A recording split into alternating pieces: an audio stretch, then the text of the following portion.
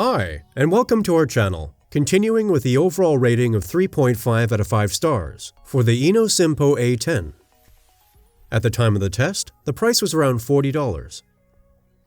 Compact windshield camera with large display.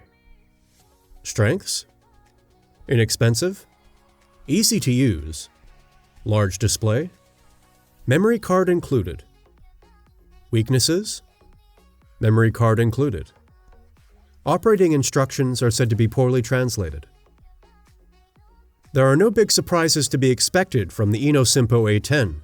It masters the common recording modes for dashcams, records videos in full HD, and thanks to the G sensor, automatically triggers recordings if it detects vibrations. For example, in a rear-end collision, recordings can be viewed on the 3-inch monitor. Settings are made via push buttons on the housing. The lens covers a large area of 170 degrees, and thus almost the entire scene of the front windshield. The light intensity is high, at f-1.8. Like most dashcams, this one also has to be supplied with power via the onboard electronics during operation. A micro SD card, which is included, serves as the memory. According to customers, this car camera delivers good pictures, at least if you don't compare them with those of very high-priced models. By the way, we've linked to you all the featured dashcams for even more details below in the video description.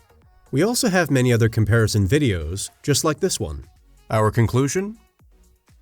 Of course, each product has its own strengths and weaknesses. So everyone should decide for themselves what suits you and of course your wallet best. We have linked all the products in the video description for even more details. Have you already decided? Or maybe you have one of these products at home. Then we would be happy if you let us know which device you prefer, and above all, why. I hope that I could help you a little deciding on your purchase.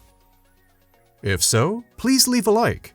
And don't forget to subscribe to the channel and click on the notification bell. That would really help us and the channel. Thanks for watching, and see you very soon. Goodbye.